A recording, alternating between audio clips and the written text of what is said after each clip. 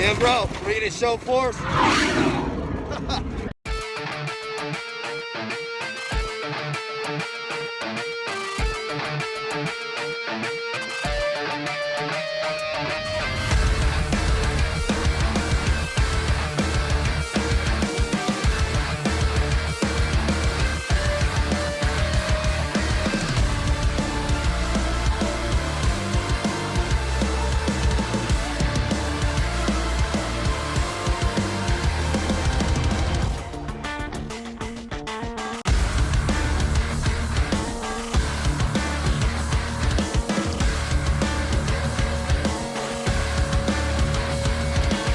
And welcome back to the Other Than Honorable podcast, brought to you by our great sponsor, Human Performance. That's at hptrt.com. Affiliate code OTH20. If you want to get kind of racked and stacked, get your blood work figured out, man, and just get feeling better. If you're feeling a little run down, it's a good way to do it. Get jacked, stacked, racked, slice, and dice. And don't be afraid of them dang needles, man. I get a lot of guys go, dude, I don't want to stick myself in the gluteus maximus. And I'm like, bro, calm down, man. Honestly, I've done a lot of, I've stuck myself millions of times probably by now.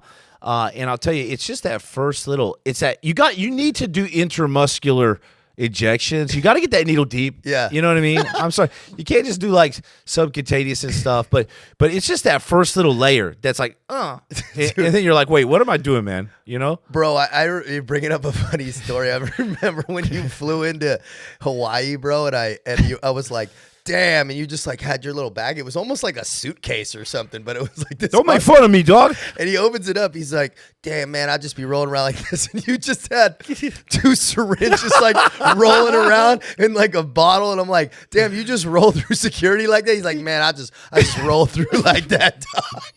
And I was on the run, dude. Dude, do you remember? Dude? Just rolling around, clanging bro, and you banging. remember I was so mad, bro? I can't believe, like, I was like, yo, man, you know, do we need to meet behind the Conix box, dog? Because you picked me up 2 hours late. Yeah. And you were like, yo, man, chill out, dog. I was like, yeah, you're right, man. What am I thinking? Yo, I got in, dude, and I was late, dude, because I was kind of running and gunning. And I had started to mention this story. It got trailed off, but hey, I picked him up, dude. Picked him up probably an hour and a half late. And granted, it was a long trek across the island, but I just didn't plan well. But I show up and he goes, hey, man, dude, I've been waiting there on the run. I'm like, dude, no one's out here looking for you, bro. No one's out on Big Island.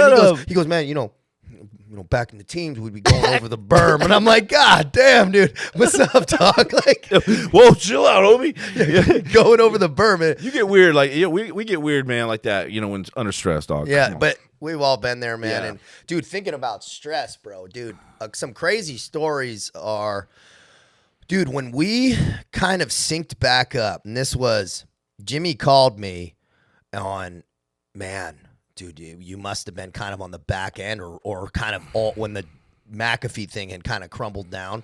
Yeah. And he called me, bro, and this is dead. And once again, reflection's not glorification, but this is just reality of what was going down. And I'm in, you know, my house, and I'm kind of doing the cannabis thing, and I'm working for a venture capitalist, but I was running and gunning now, dude. You know, I was Adderall, Xanax, alcohol, weed every day, and then at night, I would do work emails and sniff fentanyl. I would sniff fentanyl and opiates, bro. Dude. Like a little bit and whatever. And I would just, I would work, and I would work till like 2 a.m, writing emails and doing decks and all this stuff. And he called me. My phone rings, and I'm like, I would stand in the bathroom, bro, of this like house I was living in, and just, I don't know. And that's just how I would work, just because the lighting was good and where I could chop these lines up, dude. And he calls me and he goes, hey, man, I need you, bro. And I'm like, hey, I'll be there, bro. You're hanging out. And he hears like, and you're like, bro, are you cutting lines up, dude? I'm like, yeah, man. And that was just what was going on. And I picked him up from the airport from there. We brought him up to this high rise, my office. He's like, man, where are we? And we went straight out to Palm Springs, where I was building out this facility. And I told you to come out here with me. And on the way, and you were like, tired, man. You know, when you just come burning in on the back 9. Oh, me and McAfee had just had a big falling out. Yeah, you were just, you know, coming from your just things had kind of broken down, you know, when it all falls apart and you're just feeling like shit. Well, Jimmy was at that point. And I was still feeling pretty good and like solid, secure. I hadn't burned in yet. I was like kind of on the uprise. Yeah. And so I'm in there kind of. I say, hey, come out to Palm Springs with me. We'll get you set up. We'll stay in the hotel I'm in and we'll whatever. But dude, we had these super deep indica OG blunts from this company we had that were like dipped in whatever, and they were just dipped in honey with rock. It looked like rocks on it. Yeah, you it know? looked like you had to hit a baseball. And I was like, no, T-Kev, I'm good, man, because weed makes me weird. Yeah, I'm like, know? let's just smoke this, dude. And I'm like on the way up, so I'm driving. We smoke in the truck on the way up, and Jimmy just goes. And we get up, we go like another hour up to Palm Springs, and then finally we get in the room, and I see you disappear in your room, and I didn't see you for like another 20 hours, bro. But it was kind of good because you needed to rest and sleep a little bit, bro. I would laugh so hard at this every time I think about it, and I know you remember when we did this. We used to collect. I don't want to say enforcers. You could call it what it is. I'll be kind of vague here, but me and T-Cav used to go to other places, geographically speaking, like outside of the U.S. and collect money from people. Perfectly legal, right? And we on our one of our first ones, man. Just like you said, I was on that night train. I was always taking different pills. I had a pill container in a safe room in my bag. I had just thrown all these pills together. Yeah, and so uppers, downers, like tranquilizers, right? And so I think I take an upper, bro, and I take this pill. And we're sitting on the first day. We're staking out this place to go get this guy to pay money, and I'm sitting there, bro. And I all of a sudden my whole world just starts getting heavy, and I sink down the sink, and I go, "Yo, T-Cab," and we're in this freaking awesome sports car. We're about to like do this thing, right? And I sink down in my seat. And I like, T-Cab, yo, dog, and you're like, "Yo, what's up?" And I was like, bro, I think I took the wrong pill, and it's going to wipe me out for 24 hours. I'm sorry, bro. I'm super sorry. And you're like, no, dog, I got it. It's cool. And the next thing I know, like, I wake up like 8 hours later, man. So I was like, oh, dude. No, super unprofessional. No, we had it was kind of interesting because that little operation, I will say specifically, was really challenging because you're in a different country, right? And so it's sourcing all the things you need, right? And we knew we were going after somebody that was very wealthy, and it was going to be moving through some wealthy areas. You ain't going to be picking up a no beater, and you're not trailing at somebody in a car that is not going to be able to keep up. And these guys historically drove S63s, super fast, and just this family is very well known for having a lot of people kind of chasing them, and rich enough to where you can't take these people to court. All the stuff was legal that had happened, but you can't take these guys to court because they're they'll just drown you in paperwork. Yeah. And so there's just no way you can. There's no getting your money back. There's no getting your money back. They owe you. And so you really have to kind of, give them some, some directives of how to do it, and nothing illegal, mind you, but in this casing of these guys, it was very challenging because of how they were structured. They were very aware of leaving their buildings, moving fast. And we were in this process, dude.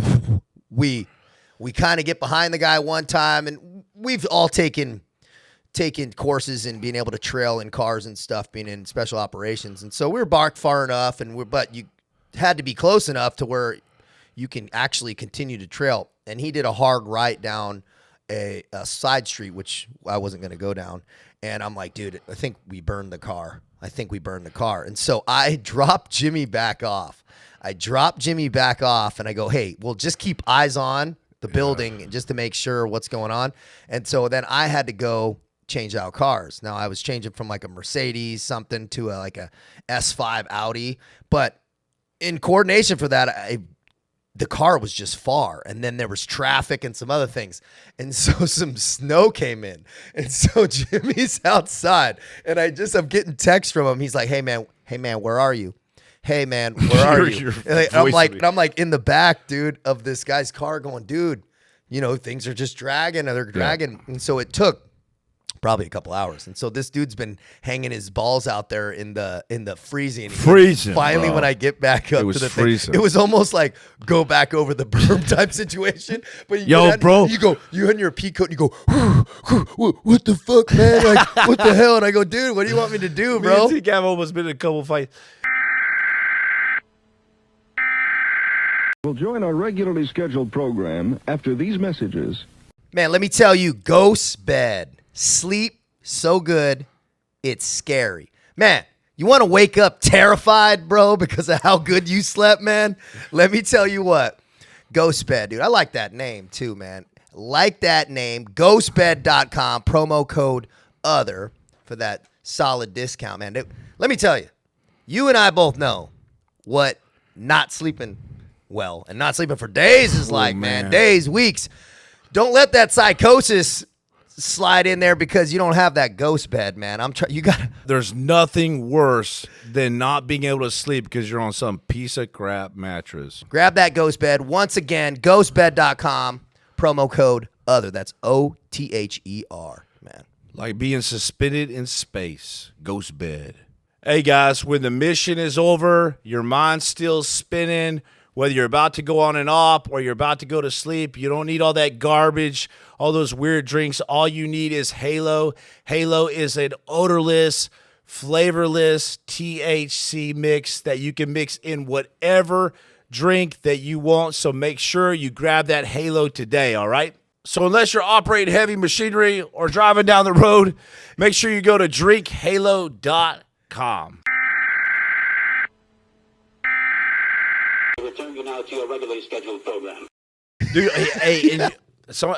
people always ask me, who would win, you or T-Cav in a fight, man? And I'm like, check it out, man. T-Cav, he'll swing on your ass. He will swing on you, bro. So you got to be careful.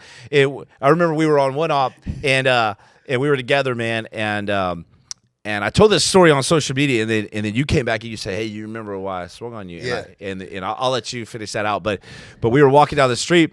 I remember I said something, and T-Cav just turned around. He was like, what's up, dog? And I was like, what's up? And I felt T-Cav's fist, and it like brushed my nose. And you know my nose is already jacked up. And I don't have one, or it looks like the Dr. Seuss character. And so his fist just like, I felt his fist like across my nose. And I didn't flinch. I was like, what's up, man? Did you just swing at me, dog? And he was like, nah, you know I didn't, man. And he's like, come on, man, let's hug it out. And I was like, are you sure? I think you just swung at me, man.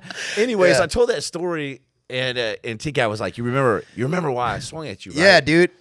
We were at this spot, man. I think we were at the Four Seasons or something, and he was talking, man, and he was talking to this chick, and I'm like, and he was being self-deprecating. Right? Yeah. You're being self-deprecating. Yeah. And I'm like, hey, bro, don't talk bad about yourself. Like, and it was funny. You know how Jimmy is. He's like funny and like kind of self-deprecating, but in a humorous way. But I'm like, hey, man, don't joke around like that. Because I was like, on that, your subconscious mind, that Bruce Lee stuff doesn't have a sense of humor. I'm like, just be careful what you say it. Yeah. And so that was what we were also in it. It was a very stressful situation. And yeah, but T-Cav's right, man. That self-talk is so important. Yeah. And we love to joke around and stuff, but sometimes, man, the universe doesn't know if you're joking or not. And you could do that. You could do that as a way of kind of projecting too, and kind of showing your it's like I don't know if it's a fake humility or what it is, but you got to be careful at self-deprecating talk, man, because I see a lot, man. One of the number one things I see with guys, man, is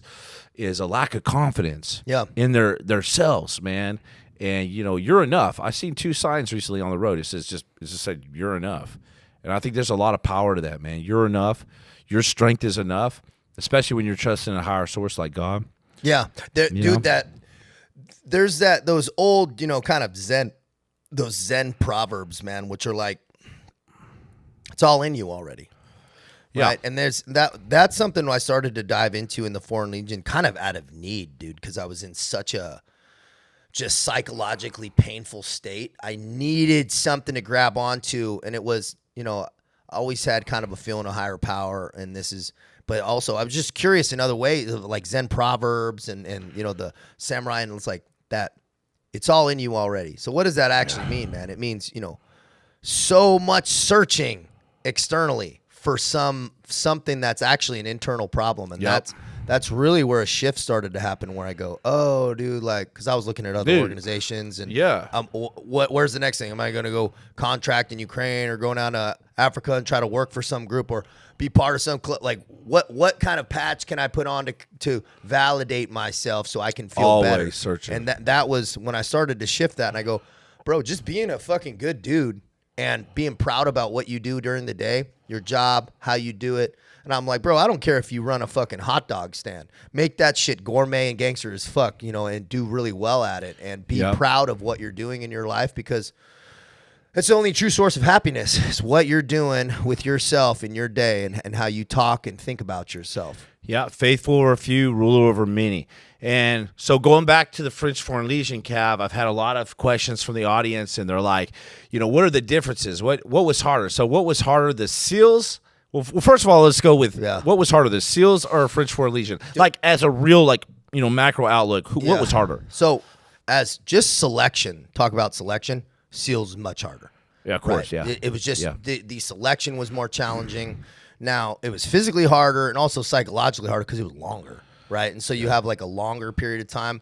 Now, the Foreign Legion has its own difficulties because, bro, going in there, you're losing everything. It's not like you have your time on the weekends. You don't have your boys. You can't talk to anybody, man. And so, like, it's not even being like in jail or somewhere. You can at least talk to people. Like, there's very few people that speak decent English. And now your identity, or who you thought you were, is completely stripped away. Quite literally, you don't even have your fucking name. People are calling you by a different name for years. And so there's just this baptism in humility that happens when they're like, hey, clean this fucking toilet for the next 4 hours. Dude, we would be cleaning we'd be cleaning the leaves off of fake plants. You know what I mean? Like, that level, that it's like that half a grapefruit, like the back of the toilets are clean. Like, you can eat off the back of the pipes of the toilets. That's how clean these fucking things were. I think it's a lifestyle too. Like the front end of the SEALs is tremendously challenging, obviously, and hard. And I don't know where people get off where it's only 6 months or it's only a year. No, it's like 2 years, and then you go to the team as a nobody. Yeah, you know what I mean. Then you got to prove yourself there. But the Marine Corps, for instance, there's a lot of parallel similarities between the Marine Corps, I think, and the French Foreign Legion. Oh yeah, like the Marines, the lifestyle sucks. Well, at least when I was in as an infantry, 0311, the lifestyle. We lived in a freaking a flat tops, like Korea era war flat tops, rack. They spray painted the windows black so nobody could see in with their hazing us, dude, and beating us. And so let's talk about some of the similarities between well, let's hit on the Marines. Yeah, the Marines, because I knew like, for whatever reason, there was like a handful of guys who were Marines in the Foreign Legion. Not a lot of Americans. And I'll tell you a really crazy story. I'll give you an example of like some guys. There was a guy in there, shall remain nameless because he's still kind of op and doing some shit. Dude, he was one of the first guys, I think it was in the Raider, Marine Raider kind of classes. He was one of the first ones through that. Yep. And had the validated paperwork and stuff. Like, he was a cool cat. And he had been in the Legion probably 8 years. He was like an E6 equivalent when I showed up. Tatted up, bro. Crazy, sick tattoos, fully blasted. And I'm like, damn, dude. He goes, yeah, I got some of these in here, but most of these in prison. I was like, well, what happened? So I'll give you an example of a story. We'll join our regularly scheduled program after these messages. Hey guys, this episode was brought to you by T1RX. Now, this pre-workout supplement, I know there's a lot out there, and I've tried probably like 20 or 30 of them, and I'm telling you right now, T1RX was not only created for our tactical community, but it was created by operators for you. So whether you're stacking those wins in your business, or you're stacking them plates in the gym, you want to get sliced, diced, jacked, racked, and stacked, get on that T1RX today. Make sure you go grab it today, man. They are mission focused, and I'm telling you right now, if I don't even know if I'm allowed to talk about what all is in it, because it's pretty dang incredible stuff. So go check them out right now. All right, so remember, T1RX is built to serve. It's mission ready. So go build your stack today at T1RX.com.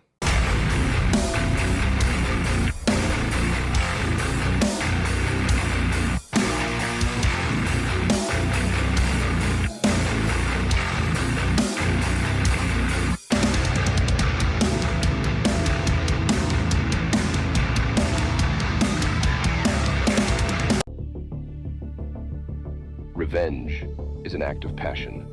Vengeance is an act of justice. Injuries are revenged. Crimes are avenged. Almost a century ago, big pharmaceutical companies re-engineered medical school curriculum and faculty with one goal: putting profit before progress. Anyone pushing back against the medical matrix they carefully crafted was threatened, silenced, censored, financially ruined, or worse. They are the problem. We are the solution. You're clear to engage. Initials Mike Juliet Alpha. You're clear to engage with weapons. You're clear to engage with weapons. Talk about see how far away easy is.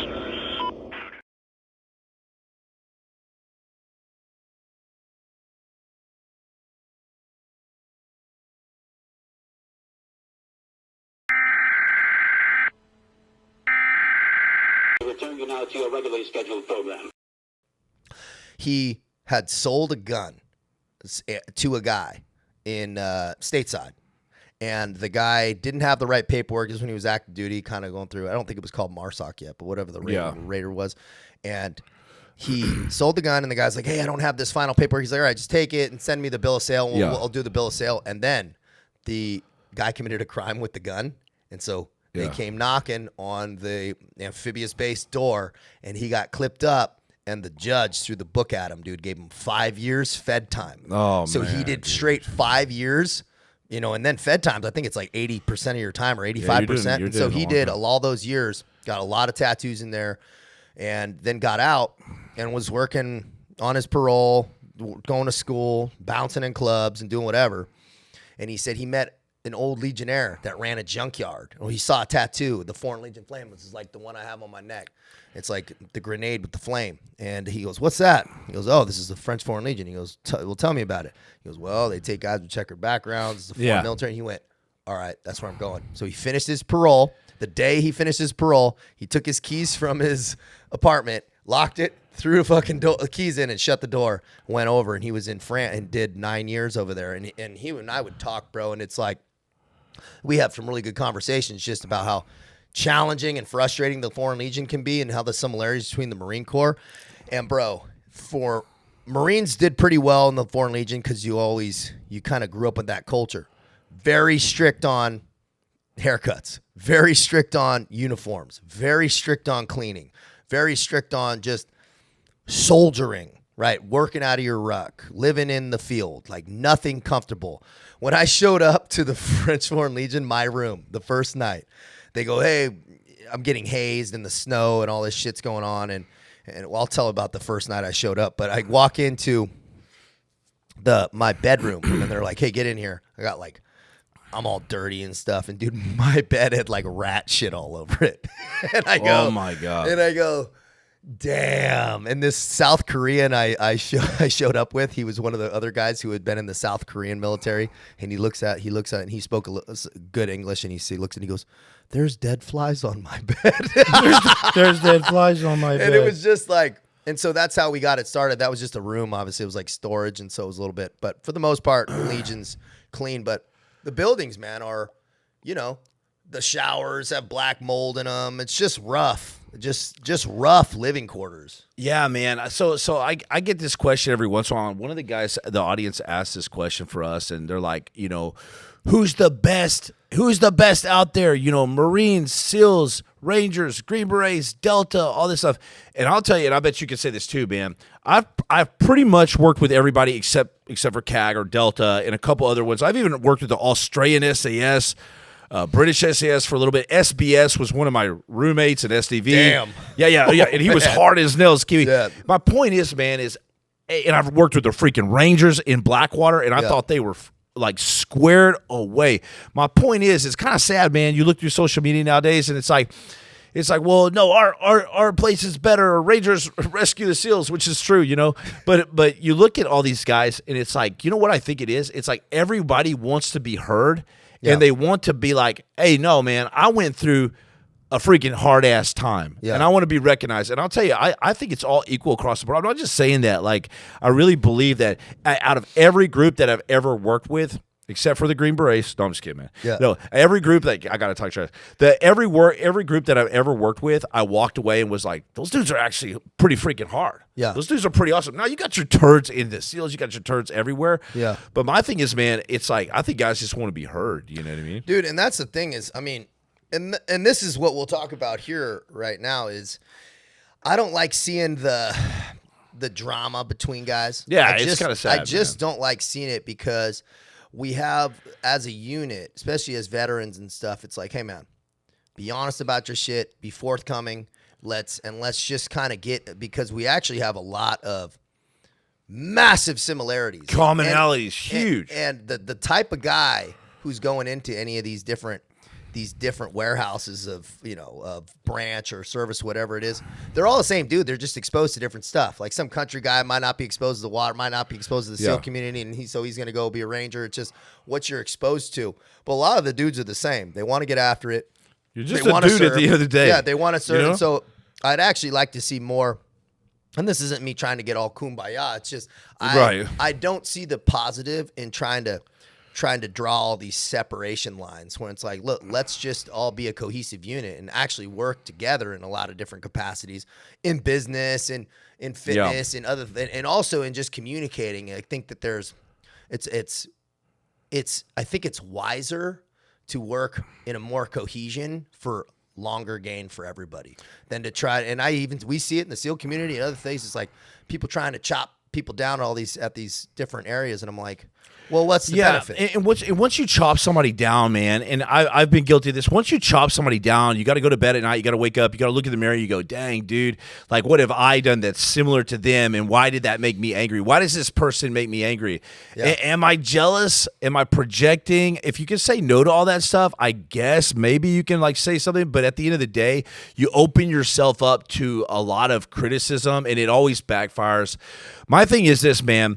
I'll speak on just we went through combat scout swimmer course in the Marines, and I was thinking back to it, and I was like, dude, that week in the 1st Marines at the 1st Marine training tank, they had this freaking 100-year-old chesty tower that was collapsing. You had to jump off of. They tied your hands and feet. They literally drowned you. There was no oversight.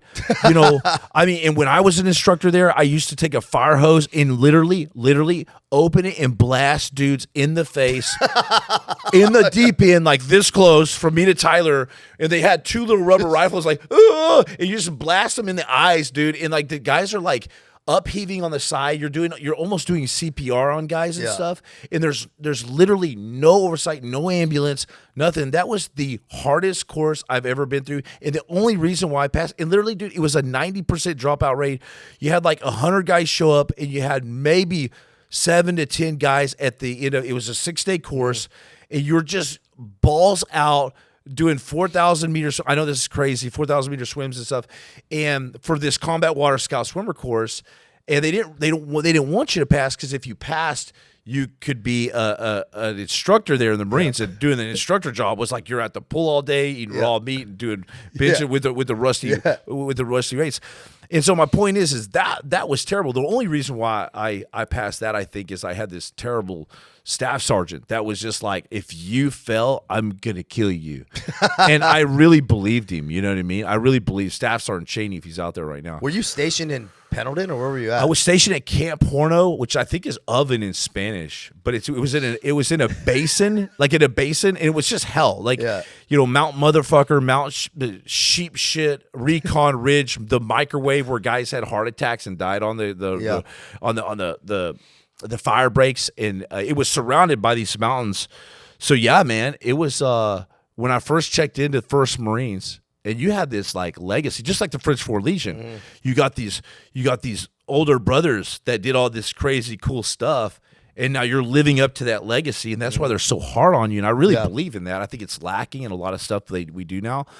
But when I checked in, there was a guy in his alphas, his service alphas, which is this brown like suit the Marines wear, and he was walking by with a wheelbarrow full of bricks, and he was like, "Welcome to hell," and he was like shaking, drooling all over, and I was checking in a freaking full beer can hit him in the head as he said that. He goes, "Welcome to hell," and it was like, and it bounced off his head. He was like, "Ugh," and I looked up, and there was like these steroided out Marines, senior Marines. They were like 2 years ahead of us. We thought they were gods, and they're on these balconies just doing juice. And this is like pre 9/11, dude. So it was like dudes that didn't care, man. They were just pissed off. kind of like Heartbreak Ridge stuff, you know? Dude, you hit a crazy wave, man. I remember just kind of like when we mentioned it before, but you hit a crazy wave because, I mean, your pops or something said something about you not like, hey, Jimmy, all the war's done, dude, right? Bro, people forget this. And when I say this, man, people are going to be like, no, man, it's not like that. Dude, you got to remember, pre 9/11, I remember I went to my dad, and I think one of the reasons why I was driven to do the Marines, Blackwater SEALs, all this stuff is because I'll never forget the first time my dad's eyes lit up, the very first time, because my dad never says anything. He was a preacher, a judge, Texas judge, all this stuff. And I went up to him. It was like Christmas, and I was like, hey, Dad, you know what I'm planning on doing in my life? And he said, what? And I said, you know, I'm a be a Marine, maybe a SEAL one day. And I went through this stuff, you know. He said, why would you do that? I said, because I want to go fight in a battle. I want to go fight a war. Because remember, one of our core desires is to fight a battle. And he looked at me and said, son, there are no more wars anymore. And if you think about pre 9/11, dude, there was no talk of wars. That's there was crazy. Desert Storm a long time ago. Nobody ever thought in a million years that Russia, Ukraine would be going on right now. Off. 1 million lives may be lost. You got you know, the whole Blackwater thing, mercenaries, contractors, you know, all these battles and wars for the last 20 years. And so my dad said, hey, it's all from push to the button. So, but I went in with this deep down inside feeling that something was going to happen. So when 9/11 popped off, I was 2 years in the Marine Corps already, and we were partying in Australia on a deployment, a forward Were you on like a deployment. MEU or something? We were on a MEU. I was on the USS Peleliu. I had just a back-to-back, US Tarawa to the USS Peleliu.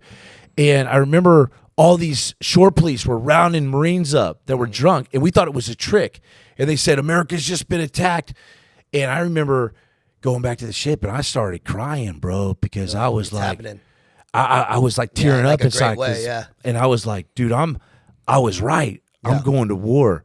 And I know that sounds crazy, and that now obviously I look at war way different. Yeah. But at the time, I glamorized. I wanted to do something. Yeah, but like you're also doing what you wanted to, what you trained to do, man. yeah, man. You hit a crazy wave, bro, being on deployment and then invasion of Pakistan and all that shit. Dude. Pakistan to Afghanistan. I was like literally I remember counting. I was like the 7th Marine off the 53.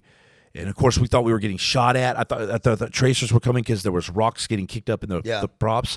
And then when we got off, I realized, man, the Marine Corps really doesn't care about us too much because it was so freezing cold, and we never got a weather report or anything. So we didn't bring any warmies and stuff, bro. And I was so freaking cold, man. Yeah. In Afghanistan, and the sun would just come up like this and then fall down like 4-hour days. Yeah. And I'm like, no. And you couldn't have fires. No. We tried burning some MREs one time. Yeah. It was around Christmas. We were burning plastic to stay warm, and the general was like, I'll kill you if you do that again. Yeah. You know, how dare you disgrace the Marines, you know, and you're like burning a piece of trash to stay warm. We even took the Tabasco bottles and used them for 1 MRE a day and 1 bottle of water, and because they were rationing us, and we took these Tabasco things and we filled them up with Kimlite juice and then tied them together for Christmas. Yeah, and it made lights in our holes, in our big holes. We had these big holes out of the rock. Anyways, man, it was crazy, crazy times. Man. Yeah, dude, that's a crazy role when you think about it, and then pushing through that entire war, man. Right, Yeah. Pushing through that entire war, cycling back, hitting the contracting role. But I mean, you had a little bit of a friction points in the Marine Corps. I mean, you didn't like staying in the Corps for the culture. No. And I think it goes back to like the same kind of feelings that you probably had with French Foreign Legion. You have this this brutal lifestyle. Yeah. And I was telling you yesterday, man. Lack of autonomy, and then the rules are hard. Yeah, and then you're in Afghanistan. I was in Afghanistan with these Marines, and you're trying to sit on your E-tool and take a dump, you know, and everybody's always watching you, and you're like digging these holes with the same E-tool, and you're like, it is breaking, and you're like, you don't have the warmies and stuff, and it was always like miserable. And then I remember looking over, and I saw a SEAL, I think it was SEAL Team 3. And they went by on this Hummer that they had like ripped the doors off, and they had a 50 cal bombing. And the guy looked like Macho Man Randy Savage up there with a bandana. Probably was. Yeah, it was. And I was like, no, I've got to do something. I've got to do something like that, right? Yeah. I love the Marine Corps, and it gave me that foundation. I always say, like, some of the best SEALs I ever knew were prior Marines, you know? Yeah. But just like you, man, you did a lot of stuff in the SEALs, Well, man. In the that French. baseline of soldiering, right? The baseline of soldiering, bro, you had to walk into the SEAL community with just a solid base. Every Marine I ever knew that went through SEAL training was solid. Solid. Because first of all, Marines do statistically very well in buds. They do. I think it has to do with grit. It has to do with ability to soldier, understand the game of the fuck games, and understand that there's nothing's fair. That your lockers, if you just cleaned, it's gonna get sand dumped all over. Like those guys already went through that. You got to remember, a guy like come through like me with no military experience. It was different for me. Yeah, what was that like for you? Well, it was. I was a little older, I was mid-20s. Yeah, you kind of had your game together. But it was, and I had, gone to jail and different things to where I was like really knew that's where I needed to be. And so I was just like down for whatever came. And so I wasn't too wrapped up in what I thought was fair or whatever. I was just like, let's just fucking power through. But I always had a huge level of respect because I grew up on a Marine base too. My dad was a Marine. And he always says, once was enough, thanks, though. Once a Marine. Dang, I forgot your dad was a Marine. Yeah, so I tried to go in the Marines, and we'll talk a little bit more about that. Yeah, we got a lot to talk about. We got so much to talk about, man, and I'm looking forward to it. And I'm just appreciative everybody's here, and I'm here with my boy Jimmy. Once again, HP-TRT.com, our wonderful sponsors at OTH20. Man, let's get it popping. We got more. Yeah, get that discount code, man. It comes to your door lightning fast. Get your blood work done. OTH20. Be smart, man. All right.